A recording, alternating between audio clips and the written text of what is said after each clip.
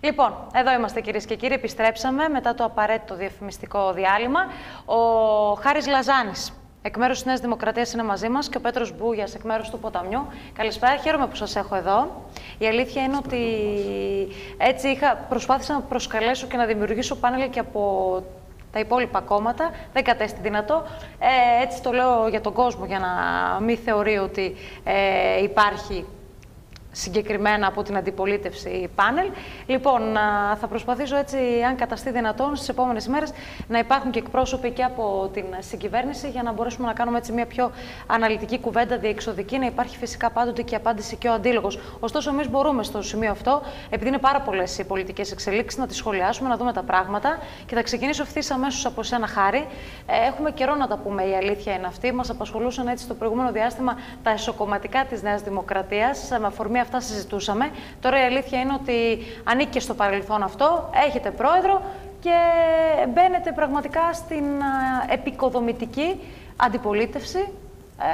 Ξεκινάτε σιγά σιγά κι εσείς. Και λοιπόν, θέλω να μου πεις πώς βλέπεις τα πράγματα, πώς βλέπεις ως νέος άνθρωπος και ως νέος δικηγόρος και το ασφαλιστικό, το φορολογικό που έρχεται σε λίγο, τις διαπραγματεύσεις που δεν κλείνουν κλπ. Καταρχάς, να σχολιάσουμε λίγο τις εσωκομματικές εκλογές.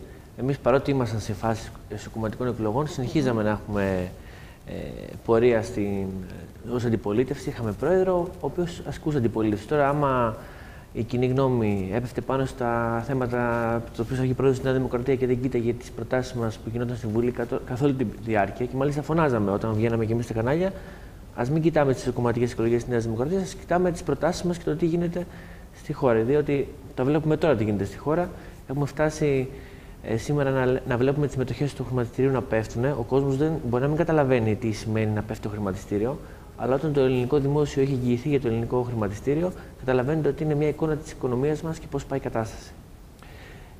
Δυστυχώς βλέπω να έχουμε πολύ δύσκολες ειδήσεις από εδώ και πέρα, εφόσον η κυβέρνηση δεν αλλάξει μυαλά. Και δεν αλλάξει μυαλά και πρέπει να ακούσει την αντιπολίτευση. Πολύ βασικό αυτή τη στιγμή που μιλάμε, διότι στην αντιπολίτευση βρίσκεται η Νέα Δημοκρατία, η οποία μέχρι πριν ένα χρόνο καταρχάς κυβερνούσε. Είχε 2 έτη συνεχής διακυβέρνησης, όπου ειδικά το τελευταίο διάστημα βλέπαμε δείκτες ανάπτυξης να ανεβαίνουν, την ανεργία να μειώνεται, το χρηματιστήριο να ανεβαίνει. Βλέπαμε δηλαδή μια αλλαγή στην πολιτική που εφάρμοσε και μια αλλαγή θετική προς το καλό της χώρας.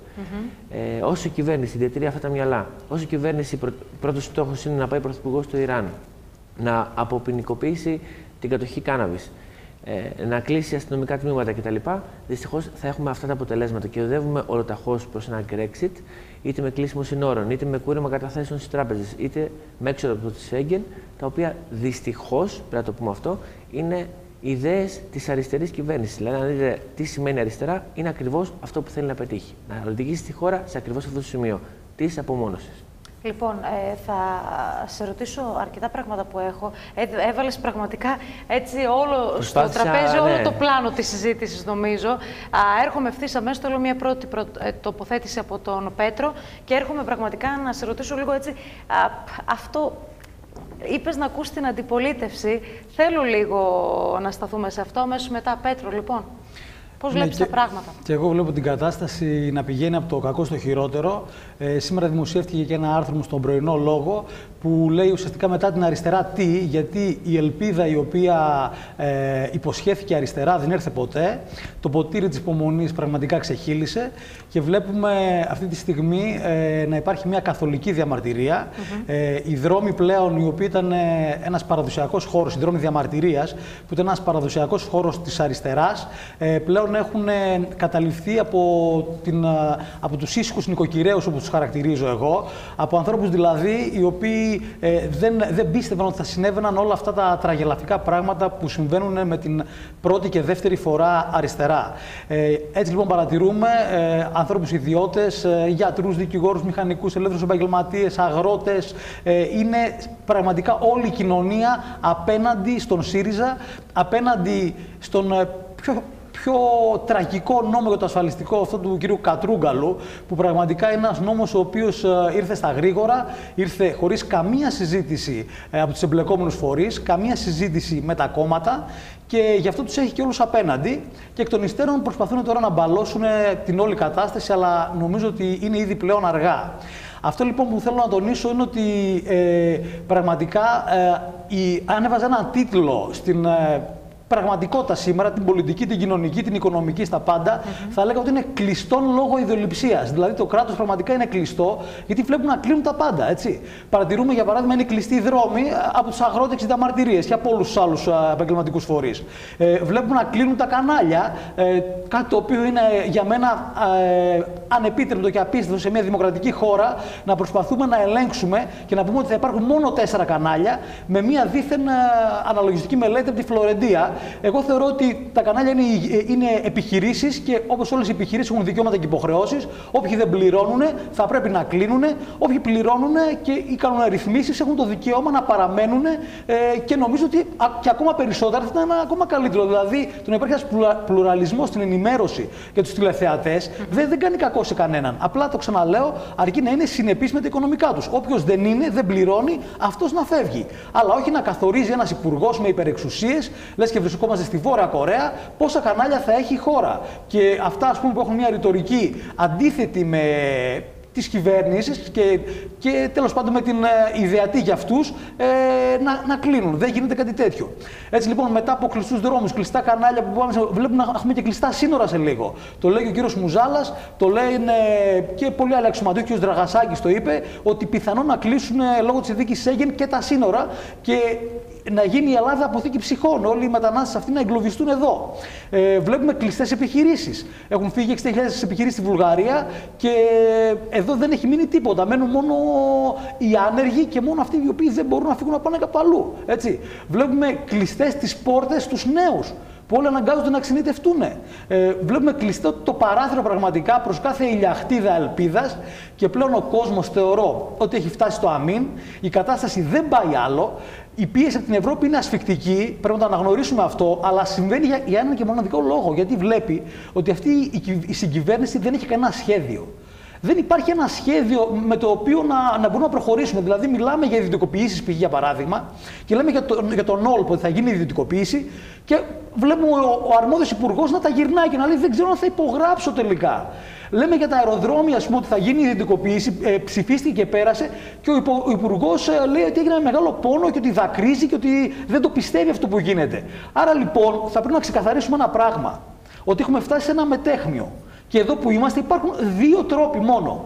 Ο ένας τρόπος είναι ή θα νοικοκυρέψουμε το κράτος, έτσι, και θα κάνουμε ό,τι απαιτείται σε το πλαίσιο του νοικοκυρέματος και τον περιορισμό του κομματικού κράτους και ιδιωτικοποίηση αν χρειαστεί και να μπορούμε να είμαστε βιώσιμοι, ή από εκεί και πέρα δεν θα το κάνουμε αυτό και θα συνεχίζουμε να διορίζουμε τα δικά μας παιδιά. Προχτές το έκαναν η Νέα Δημοκρατία και το ΠΑΣΟΚ, σήμερα το κάνει ο ΣΥΡΙΖΑ, αύριο μπορεί να το κάνει κάποιος άλλος. Έτσι. Θα συνεχίζουμε σε αυτόν τον δρόμο, θα δανειζόμαστε και θα είμαστε με το μαχαίρι στο λαιμό, θα είμαστε μία ζωή εκβιαζόμενοι, μέχρι πραγματικά τον Έλληνα ασθενή που είναι στην εντατική και να τραβήξουν την πρίζα, ο κύριος Σόιμπλε ή κάποιος άλλος, και να πάμε από ακαριό θάνατο. Υπάρχουν αυτές οι 2 επιλογές.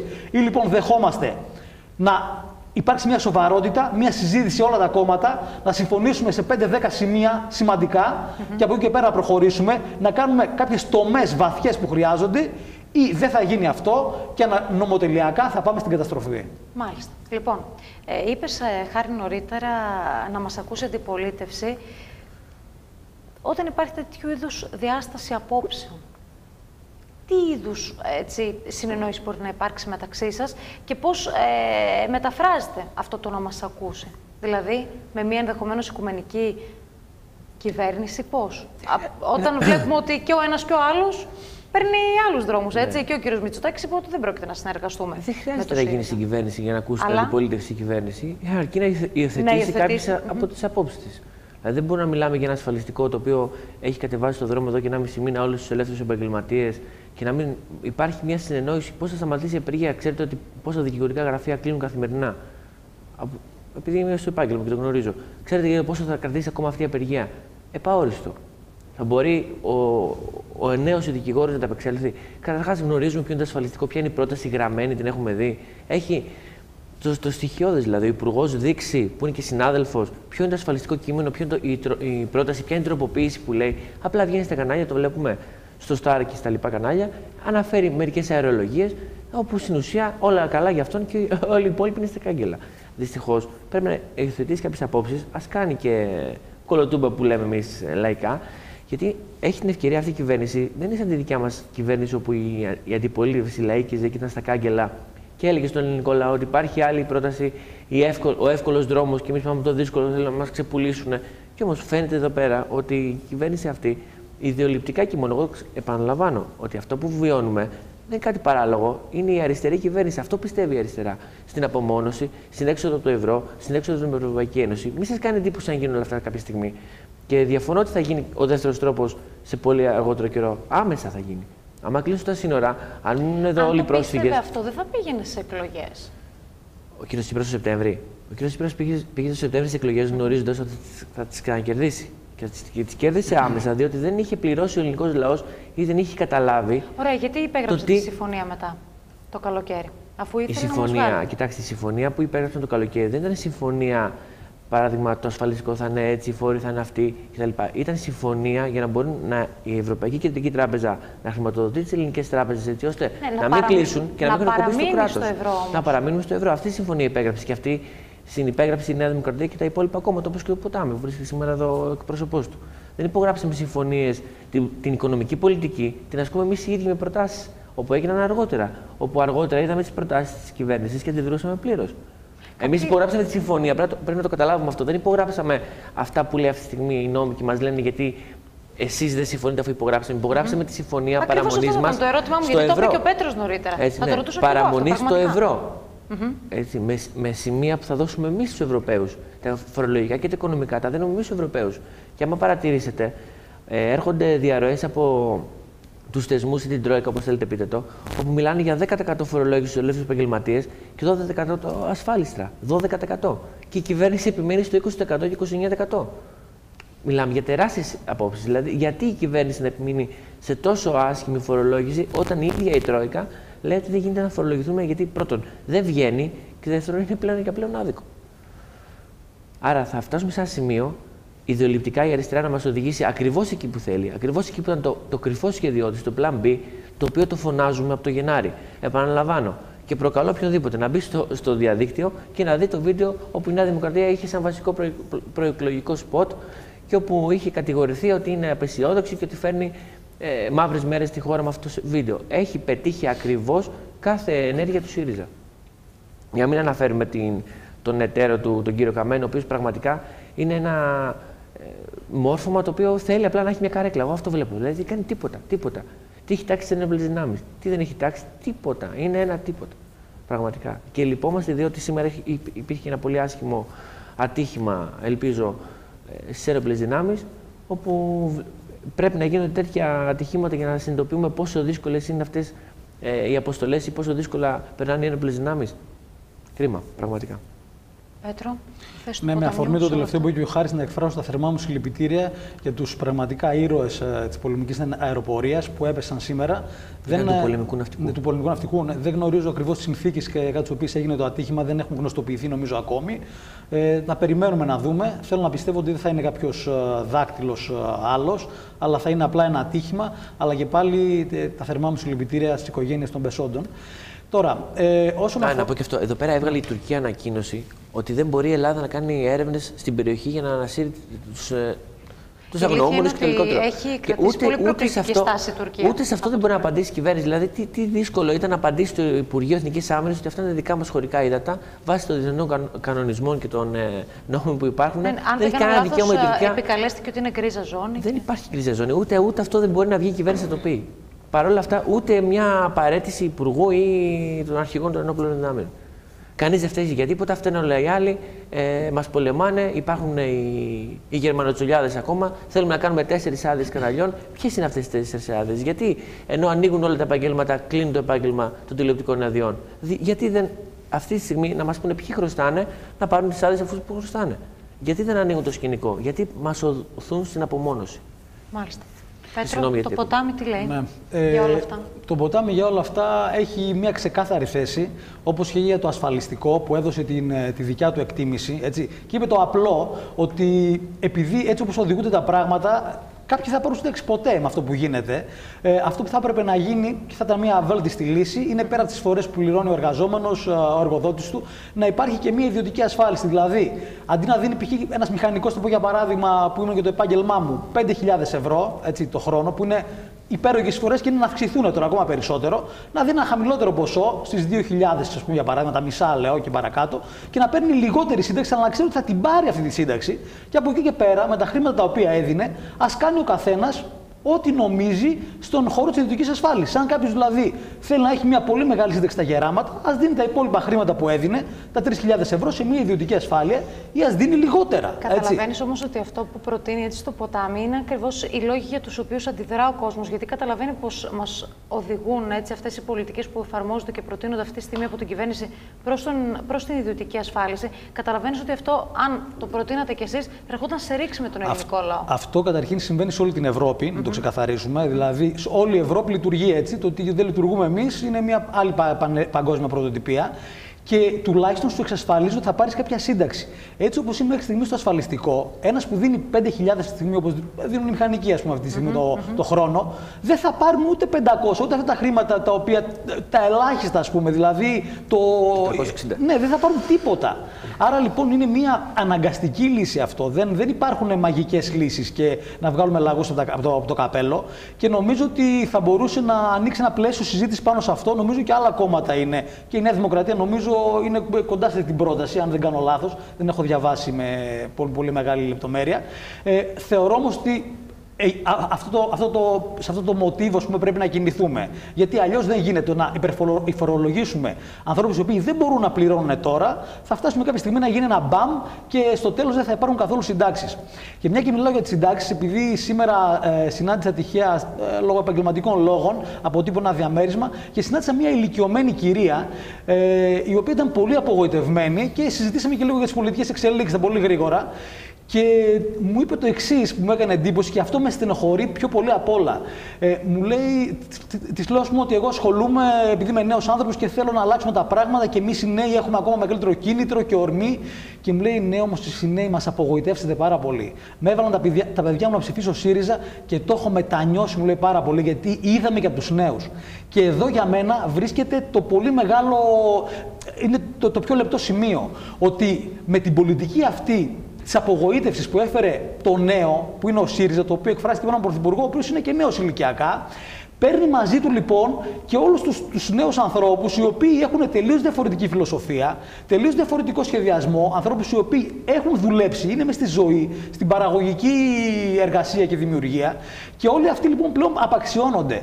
Και τι να βγούμε να πούμε εμείς σε όλους αυτούς τους ανθρώπους, έτσι, που ρίσκαραν ίσως για πρώτη φορά στη ζωή τους και σε μια προχωρημένη ηλικία και πλέον έχουν χάσει την εμπιστοσύνη τους προς κάθε νέο.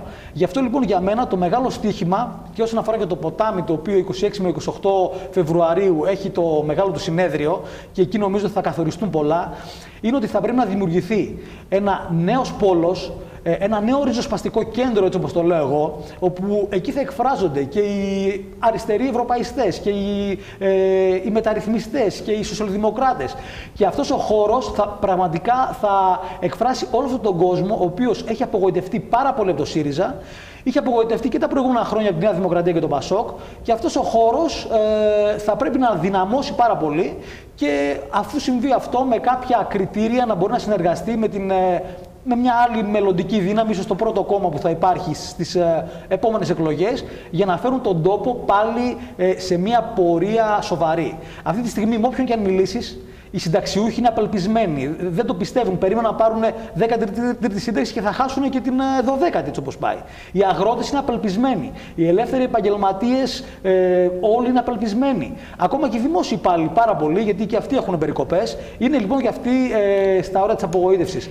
Δεν υπάρχει κανένας που να είναι ευχαριστημένος με τη σημερινή κατάσταση, και αυτό μπορεί να διορθωθεί, το ξαναλέω, μόνο με δύο τρόπους. Ο ένας τρόπος είναι οι εκλογές, που είναι ο πιο επώδυνος και ίσως να μας φέρει πίσω, αλλά ίσως είναι και η αναγκαστική λύση.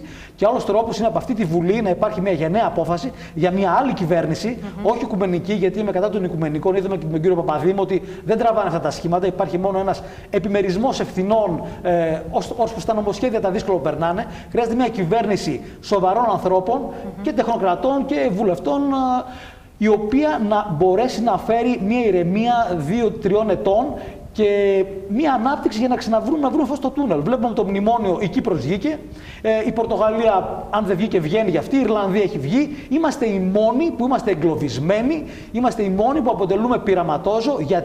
Γιατί δεν έχουμε σχέδιο. Δεν είχε ποτέ σχέδιο η αριστερή κυβέρνηση. Αρχικά πήγε με μια φοβερή επαναστατικότητα, μπλόφαρε μέχρι τελευταία στιγμή τον κύριο Βαρουφάκη, έχασε στην μπλόφα αυτή, το πληρώνουμε όλοι μαζί και της βγήκε και ο δεύτερος εκβιασμός εισαγωγικά που έκανε με τις εκλογές του Σεπτεμβρίου. Ο κόσμος, όπως είπε και ο Χάρης πριν, δεν κατάλαβε τι έρχεται. Έτσι. Λοιπόν, θέλω να σταθούμε σε αυτό και νομίζω ότι αξίζει πραγματικά, γιατί μου έρχονται και πολλά ερωτήματα από τον κόσμο και νομίζω αξίζει συζήτηση. Λοιπόν, έγινε μια συμφωνία το καλοκαίρι, τον Αύγουστο, το 15 Αύγουστο, και πραγματικά ο κόσμος, τώρα να μην γελιόμαστε, σίγουρα κατάλαβε ότι μέσα σε αυτά τα 80 δις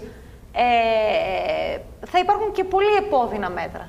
Το έχει αντιληφθεί, φαντάζομαι. Τι είναι αυτό που άλλαξε τόσο πολύ σε 4 μήνες και υπάρχει αυτή η μεταστροφή του κλίματος απέναντι στο ΣΥΡΙΖΑ, θεωρείτε? Χάρη. Καταρχάς να πω... Γιατί για να μην γελιόμαστε, όταν ξέρουμε ότι γίνεται μια τέτοια είδους συμφωνία, δεν τα δίνουν τα λεφτά τους, δεν μας τα μοιράζουν, δεν τα σκορπάνε τα λεφτά τους. Το έχει αποδείξει η ιστορία και τα προηγούμενα 2 μνημόνια. Οι εταίροι μας έτσι, χωρίς επώδυνα μέτρα. Καταρχάς, από ό,τι φάνηκε, ήταν το πιο επώδυνο το τρίτο. Έτσι, γιατί στο δεύτερο μνημόνιο, το οποίο πάλι έδωσαν τα χρήματά μας, δεν έγιναν τόσα ευτράπελα σε φόρους και ασφαλιστικές εισφορές και σημειώσεις συντάξεων. Από εκεί πέρα, θέλω να σχολιάσω κάτι που είπε και ο κύριος Μπούγιας. Η κυβέρνηση δεν είχε σχέδιο. Η Ελλάδα όμως είχε σχέδιο. Και είχε σχέδιο μέχρι τον Ιανουάριο του 2015. Και πήγαινε πολύ καλά το σχέδιο. Αλλά να πούμε και για το ποτάμι τώρα εδώ, και μέσα και αναφέρθηκε για το συνέδριο και για τις δυνάμεις που θα το απανδρώσουν, μιας και εξαιρείται η δεξιά πτέρυγα. Είχε σχέδιο και όλη τότε η αντιπολίτευση ήταν κατά αυτού του σχεδίου. Ακόμα και το ποτάμι. Μας κουνάγαν όλοι το δάχτυλο. Και βλέπαμε την ανεργία να μειώνεται, το χρηματιστήριο να αυξάνεται. Αντιστρόφως σήμερα, τους δείκτες ανάπτυξης να ανεβαίνουν, μαγαζιά να μην κλείνουν αλλά να ανοίγουν, και βλέπαμε ένα ΕΣΠΑ το οποίο είχε απορροφητικότητα 90%, αν δεν κάνω λάθος. Και αυτή τη στιγμή περάσανε 6 μήνες, χάσαμε ήδη 6 μήνες από το ΕΣΠΑ. Σήμερα ανακοινώθηκε και να δούμε και πώς θα γίνει αυτό το νέο ΕΣΠΑ. Από εκεί πέρα, οι λύσεις των εκλογών. Αν υπήρχαν κάποιοι από τη συγκυβέρνηση εδώ, ενδεχομένως έτσι για να κάνω και το συνήγορο του διαβόλου, θα λέγανε ότι κι εσείς δεν υλοποιήσατε όλα όσα μας ζητούσαν οι εταίροι μας και δεν είχε κλείσει τότε ούτε η αξιολόγηση. Αξιολόγηση που μας κυνηγάει ακόμη. Αυτό που λέω και θα το ξαναπώ ήταν ότι πρέπει να κάνουμε μια στροφή στην πραγματικότητα όλοι. Να βάλουμε μια κόκκινη γραμμή το τι έγινε για να μπορέσουμε να βγούμε πραγματικά από αυτό το βούρκο. Βάζοντας αυτή την κόκκινη γραμμή όμως, πρέπει όλοι να πάρουμε τις ευθύνες μας για το τι θα γίνει από εδώ και πέρα. Αν γίνουν εκλογές, σας λέω πραγματικά ότι θα καταστραφεί το κράτος. Ωραία. Να μείνουμε σε αυτό, σε παρακαλώ, Χάρη, και θα σε αφήσω να τελειώσει το συνειρμό σου. Δεν πρέπει πάση θυσία αυτή η κυβέρνηση που πραγματικά μέσα σε 3, αν βάλουμε και τις ευρωεκλογές και την τοπική αυτοδιοίκηση, επειδή τα πήγε αρκετά καλά, κέρδισε μαζί και το δημοψήφισμα 4 εκλογικές. Στην τοπική αυτοδιοίκηση δεν τα πήγε καλά. Να τις βάλουμε απ' έξω. Ευρωεκλογές, 2 εκλογικές αναμετρήσεις και δημοψήφισμα. 4 νίκες μέσα σε λιγότερο από 1 χρόνο. Δεν της δίνει αυτό το δικαίωμα να συνεχίσει να εξαντλήσει τετραετία και να τα πετύχει πάση. Καταρχάς, για μένα, ναι, πρέπει να εξαντλήσει τετραετία, όπως το θέλετε. Όπως και αυτό είναι και η απάντηση στο προηγούμενο ερώτημά σας, γιατί η Νέα Δημοκρατία δεν τα εφάρμοσε όλα. Δεν τα εφάρμοσε όλα, διότι δεν εξάντλησε την τετραετία της. Γιατί όταν ο κ. Σαμαράς είχε το πρόγραμμα και το ανακοίνωσε στον ελληνικό λαό ότι θα μειώσουμε τον ΕΝΦΙ 7%, κάποιοι γέλαγαν. Μας γέλαγαν και μας κορόιδευαν. Και βγαίναμε εδώ στην τηλεόραση με συναδέλφους που έβαζαν υποψηφιότητα με το ΣΥΡΙΖΑ και μας κοροϊδεύανε, μας κουνάγαν το δάχτυλο και μιλάγανε για συσάχθεια, άμα το θυμάστε. Ιανουάριο του 2015. Και δεν μπορούσαμε να μιλήσουμε. Και τότε εμφανιζόταν όλοι. Και σήμερα, μην μου πείτε δεν βρίσκεται συνάδελφο του ΣΥΡΙΖΑ να μιλήσουμε, δεν έρχονται, κρύβονται. Εμείς ποτέ δεν κρυφτήκαμε. Βγήκαμε στον ελληνικό λαό και είπαμε την αλήθεια. Θα έχουμε τις εξής μειώσεις του φόρου, θα έχουμε ένα σταθερό φορολογικό σύστημα το οποίο θα μειώνεται και αναλογικά, αν θυμάστε τι έλεγε ο κ. Σαμαράς, έλεγε για fast track φόρο 15% σε όλες τις επιχειρήσεις. Και αναλογικά στα μεγάλα εισοδήματα θα αυξάνεται. Αυτό είναι ένα σταθερό φορολογικό σύστημα το οποίο θα έπαιρνε επενδύσεις, δεν θα πήγαιναν στην Βουλγαρία οι επιχειρήσεις και στην Κύπρο, θα έμεναν στην Ελλάδα και θα παίρναμε και άλλες επιχειρήσεις. Τι έγινε με την Costco, τι έγινε με τις μεγάλες επιχειρήσεις οι οποίες παραλείψαν την Ελλάδα και πήγαν στην Ιταλία. Αυτά δεν τα βλέπουμε. Γιατί πολύ απλά δεν θέλει η κυβέρνηση να τα βλέπουμε. Και το επόμενο ερώτημα είναι ότι η κυβέρνηση κήρυσε όλες αυτές τις αναμετρήσεις, αλλά το ξαναλέω, δεν κάνει κάτι άλλο από την ιδεολογία της. Αυτό κάνει. Και γι' αυτό χαίρεται, γιατί κάνει την ιδεολογία της, την απομόνωση. Θέλει η αριστερή κυβέρνηση να έχει αριστερές απόψεις και ιδέες. Απομόνωση, να έχει δικό της νόμισμα, να είναι μακριά από τον καπιταλισμό, όπως θα μας εμφανίσει σιγά σιγά να λέει, και θα εμφανιστεί η επιλογή της δραχμής σαν τη μόνη λύση κάποια στιγμή. Αυτό βλέπουμε. Αν γίνουν εκλογές, εγώ διαφωνώ με τις εκλογές, όπως διαφωνούσα και τον Σεπτέμβριο και τον Ιανουάριο. Ποια θα ήταν το καλύτερο σενάριο αυτή τη στιγμή για τη χώρα? Το καλύτερο σενάριο. Το καλύτερο σενάριο αυτή τη στιγμή για τη χώρα είναι να ακούσει την αντιπολίτευση, να προχωρήσει σε λογικά βήματα, να ακούσει τους ελεύθερους επαγγελματίες, να ακούσει τους αγρότες, να ακούσει όλους τους φορείς, αλλά να προχωρήσει λογικά με πράγματα τα οποία μπορούν να έρθουν. Να πιάσει τη λίστα Λαγκάρ, την επόμενη λίστα που βγήκε, έπεσε στα χέρια της, να λύσει θέματα απλά. Να ακούσει την αντιπολίτευση. Είναι πολύ απλό. Είναι πολύ απλά. Δεν θέλει. Εγώ πιστεύω ότι δεν θέλει. Να ρωτήσω. Και κοιτάξτε, είναι επικίνδυνοι σε κάποια φάση. Αρχίζουν να γίνονται επικίνδυνοι. Από ποια άποψη? Από την άποψη ότι άμα οδηγηθεί η χώρα σε χρεοκοπία. Εγώ άκουσα χθες τον Πρωθυπουργό, περίμενα να ακούσω άλλα πράγματα από αυτόν. Μίλαγε ενώ κυβερνάει ένα χρόνο τη χώρα και πάντα έλεγε ότι προσπαθεί να σβήσει τη φωτιά της Νέας Δημοκρατίας. Ποια φωτιά της Νέας Δημοκρατίας? Του παρέδωσε μια χώρα η οποία είχε θετικά πρόσημα στα πάντα. Και αυτή τη στιγμή, μέσα σε 6 μήνες, ο κ. Βαρουφάκης την οδήγησε σε δημοψήφισμα και κλείσιμο των τραπεζών και capital control. Και αυτή τη στιγμή οδηγούμαστε σε ένα άλλο χειρότερο σενάριο, το οποίο θα είναι το κούρεμα καταθέσεων, διότι αν χρειαστούν οι τράπεζες, όπως φαίνεται, τέταρτη ανακεφαλαιοποίηση, θα γίνει μέσω. Σε bail-in, φυσικά. Μέσω των χρημάτων των καταθέσεων. Ας μην γελιόμαστε. Οικονομικά είναι. Μπορεί να μην γνωρίζουμε οικονομικά βάσει του επαγγέλματός μας, αλλά είναι βασικά οικονομικά. Βασικές οικονομικές αρχές.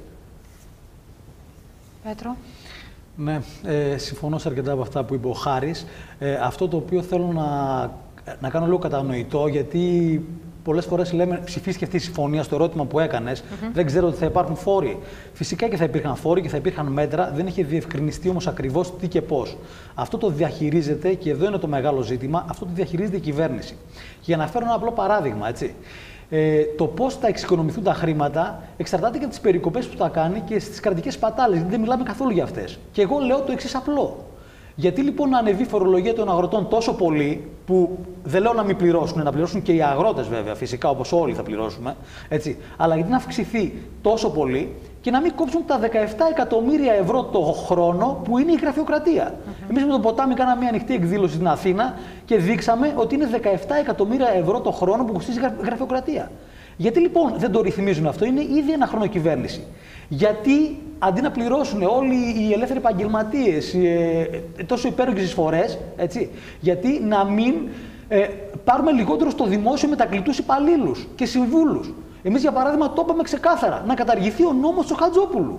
Γιατί να βολεύονται δηλαδή κάθε φορά τα δικά τους παιδιά? Έχουμε αυτή τη στιγμή ένα τεράστιο πάρτι διορισμών, σαν και αυτά που γινόταν τα προηγούμενα χρόνια, με χιλιάδες μετακλητούς και συμβούλους και παρατρεχάμενους στα υπουργεία, στις γενικές γραμματείες από εδώ και από εκεί, και εμείς λέμε καταργήστε το με ένα άρθρο και με ένα νόμο. Γιατί δεν το κάνετε? Γιατί δεν το κάνετε αύριο αυτό? Γιατί θα χάσετε την πελατεία? Το ίδιο συνέβαινε και με τους προηγούμενους. Υπάρχει λοιπόν ένα κομματικό κράτος το οποίο θρέφουμε και δεν υπάρχει διάθεση να το σταματήσουμε. Ξέρετε πόσα εκατομμύρια ευρώ είναι αυτοί? Κόψτε τα όλα αυτά και να δούμε μετά. Μπορεί να μην χρειαστούν ούτε να αυξήσει τις εισφορές στους ελεύθερους επαγγελματίες, ούτε στους αγρότες τόσο υπέρογκα, ούτε να κόψει συντάξεις. Γιατί δεν τα κάνουμε αυτά και δεν μιλάμε για αυτά? Γιατί δεν συμφέρει. Και εγώ θα το πω και ξεκάθαρα, έτσι. Επειδή το δημόσιο το έχουμε η ιερή αγελάδα. Οι δημόσιοι υπάλληλοι καταρχήν υπάρχουν εξαιρετικοί δημόσιοι υπάλληλοι, οι οποίοι θα πρέπει να αμείβονται και περισσότερο από όσα αμείβονται. Αλλά υπάρχουν και δημόσιοι υπάλληλοι, οι οποίοι είναι σε οργανισμούς, οι οποίοι δεν είναι σε λειτουργία. Υπάρχουν 200 οργανισμοί που δεν κάνουν τίποτα αυτή τη στιγμή, δεν έχουν θεσμικό ρόλο και τους πληρώνουμε. Ο οργανισμός από ξένες κοπαίδες, λίμνους κοπαίδες, που έχει αποξενωθεί εδώ και 30 χρόνια, έχει αυτή τη στιγμή προσωπικό. Όχι, αυτοί πρέπει να απολυθούν, να πούμε και ξεκάθαρα λόγια, που δεν τα λέει κανένας. Οι οργανισμοί οι οποίοι δεν κάνουν τίποτα και δεν μπορούμε να τους τοποθετήσουμε κάπου αλλού, θα πρέπει να απολυθούν αυτοί. Να μιλάμε στα ράτα, γιατί τους πληρώνουμε όλοι οι υπόλοιποι. Και πού να πάνε? Και δεν τολμάει να το πει κανένας αυτό. Το Ποτάμι το λέει. Πού να πάνε? Αν ο οργανισμός δεν μπορεί να μετατεθούν κάπου αλλού, θα πρέπει να απολυθούν και θα δουν και αυτοί τι θα κάνουν. Από εκεί και πέρα, όπως και εγώ στο ελεύθερο επάγγελμα, όταν έχω μία επιχείρηση και η επιχείρηση δεν είναι βιώσιμη, δεν πουλάει, την κλείνω. Εμείς όλοι οι υπόλοιποι, και να πληρώνουμε οργανισμούς 200 οι οποίοι δεν κάνουν τίποτα? Δεν θα πρέπει να υπάρχει μια αξιολόγηση και μια αξιοκρατία και εκεί να δούμε λίγο να νοικοκυρέψουμε το κράτος? Εγώ το ξαναλέω. Ή νοικοκυρευόμαστε ή κόβουμε τις πατάλες, αξιολογούμε και βάζουμε σε έναν σε έναν ρυθμό και σε ένα πλάνο το κράτος σαν να είναι η επιχείρησή μας, το σπίτι μας, ή από εκεί και πέρα θα χρεοκοπήσουμε αναγκαστικά. Δεν υπάρχει άλλη λύση. Δεν θα υπάρχουν ούτε συντάξεις, δεν θα υπάρχουν ούτε μισθοί να δίνουμε στο δημόσιο. Είναι νομοτελειακά αυτά που θα γίνουν. Ως πότε οι ξένοι θα μας δανείζουν δηλαδή για να προσλαμβάνουμε τα δικά μας παιδιά? Υπάρχουν τώρα τόσες χιλιάδες θέσεις, 4.000, 5.000 θέσεις μετακλητών και συμβούλων πάλι και με το ΣΥΡΙΖΑ, ο οποίος έλεγε ότι έχει το ηθικό πλεονέκτημα.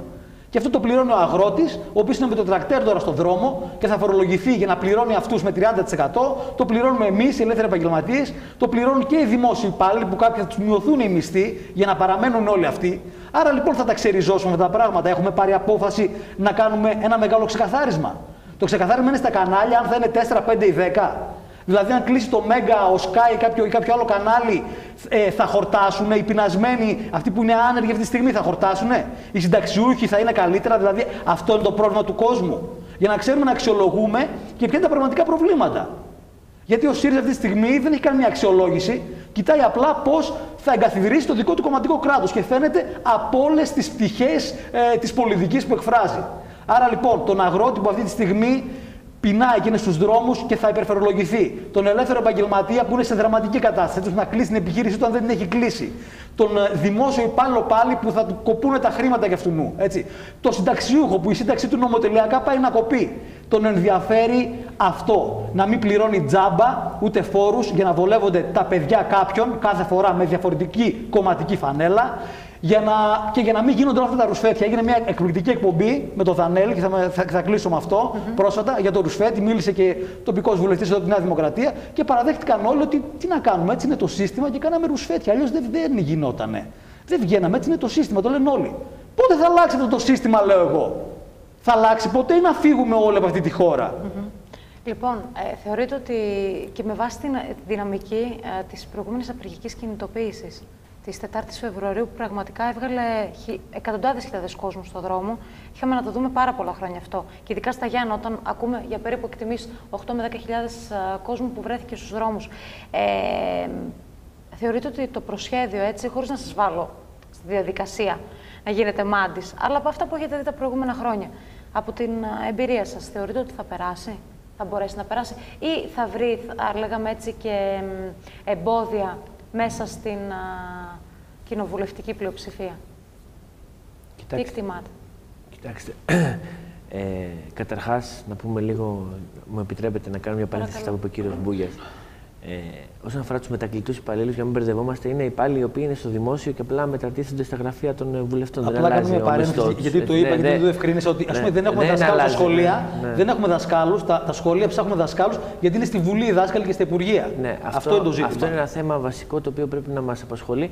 Βέβαια, ο κάθε βουλευτής για να μπορεί να παράγει, γιατί οι νόμοι βγαίνουν τη Βουλή, πρέπει να υπάρχουν κάποιοι άνθρωποι συνεργάτες οι οποίοι θα τον βοηθάνε. Και μάλιστα, εδώ να διευκρινίσω ότι για να γίνεις συνεργάτης ενός βουλευτή πρέπει να έχεις και μεταπτυχιακό. Έτσι. Δεν είναι, και προφήσινση, δεν είναι ένα στοιχείο συνεργάτης. Θα μπορούσαν βέβαια να μειωθούν. Ας ξεκινήσει πρώτα το ποτάμι να μειώσει τους δικούς του μετακλητούς και τους δικούς του ειδικούς συνεργάτες.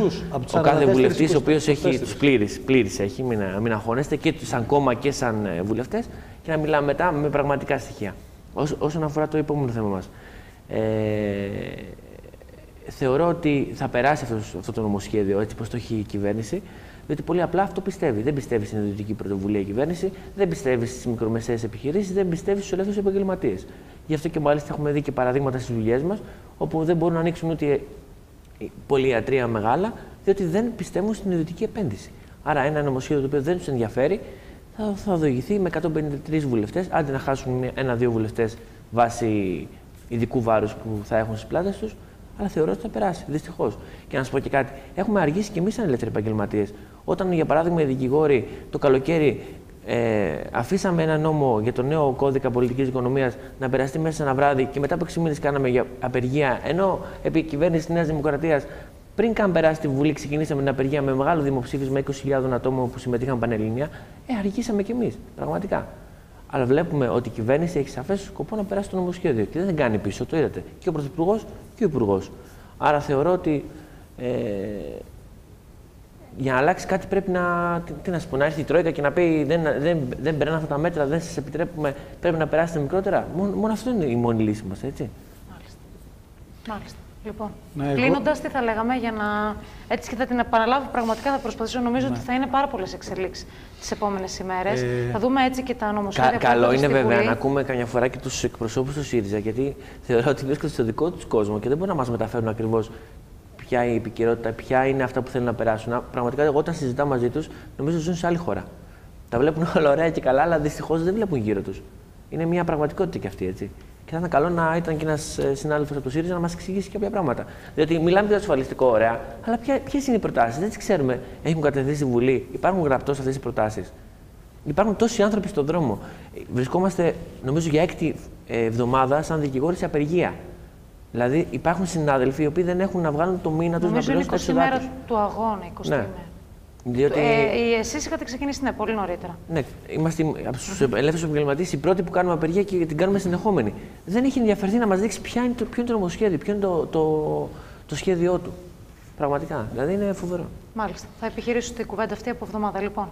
Για πάμε. Ναι, κλείνοντας, και εγώ θέλω να πω το εξής, ότι έχω αμφιβολίες σε αντίθεση με τον Χάρη, έχω αμφιβολίες κατά πόσο θα περάσει αυτό το νομοσχέδιο. Γιατί ήδη βλέπουμε και σε αρκετούς βουλευτές του ΣΥΡΙΖΑ της περιφέρειας ότι δέχονται προπυλακισμούς, δέχονται πολύ έντονη κριτική και πολύ μεγάλη πίεση για να μην ψηφίσουν αυτά τα μέτρα, ειδικά και για το αγροτικό. Το αγροτικό και το ασφαλιστικό μαζί. Και δεν ξέρω πραγματικά πώς θα λειτουργήσουν κάτω από αυτή την πίεση. Εμείς ακόμα εδώ είμαστε καλά. Σε άλλες πόλεις είναι πολύ τεταμένο το κλίμα. Ναι. Είναι πάρα πολύ τεταμένο. Εδώ βέβαια δεν έχουμε δει και τους βουλευτές του ΣΥΡΙΖΑ τόσο πολύ. Όχι, εδώ είναι. Έρχονται. Εντάξει. Τέλος πάντων, αλλά μιλάω για άλλες περιφερειακές πόλεις που τα πράγματα ήταν πάρα πολύ οξυνημένα και δεν ξέρω κάτω από αυτή την πίεση πώς θα αντιδράσουν. Οπότε μην το θεωρούμε τόσο σίγουρο ότι θα συμβεί αυτό. Αλλά ακόμα και να περάσει, θα είναι τόσο μεγάλη αντίδραση και μετά τις κοινωνίες, δηλαδή με το που αρχίζουν να πληρώνουν όλες αυτές τις εισφορές, οι οποίες δεν υπάρχουν τα χρήματα αυτά για να πληρωθούν, που νομίζω ότι τα πράγματα θα διηγηθούν νομοτελειακά μέχρι το καλοκαίρι, λέω, στις αρχές καλοκαιριού, εγώ στη χειρότερη, σε κάποια άλλη λύση.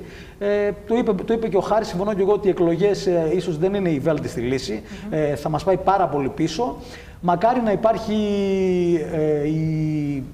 η έμπνευση, να το πω έτσι, η συνεργασία από τον Πρωθυπουργό να δει ένα άλλο εναλλακτικό σχέδιο και να ακούσει τις φωνές της αντιπολίτευσης, γιατί όλη αυτή τη στιγμή είναι στους δρόμους, όλοι είναι απελπισμένοι και όλοι θέλουν κάτι άλλο από αυτό που βλέπουν από μια κυβέρνηση η οποία άλλα υποσχέθηκε και άλλα κάνει. Μάλιστα.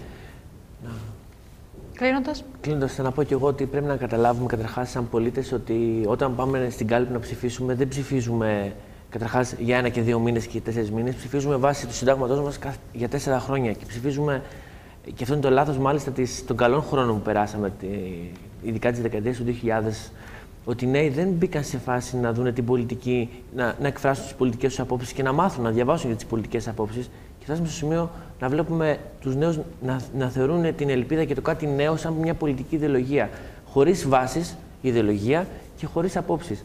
Έτσι, όταν πάμε να ψηφίσουμε, δεν ψηφίζουμε για να τιμωρήσουμε τον Σαμαρά ή τον κάθε βουλευτή της Νέας Δημοκρατίας, ο οποίος δεν θα ξαναεκλεγεί. Πάμε να ψηφίσουμε για το μέλλον μας. Γιατί η ψήφος διαμαρτυρίας συνήθως γυρνάει σε εμάς.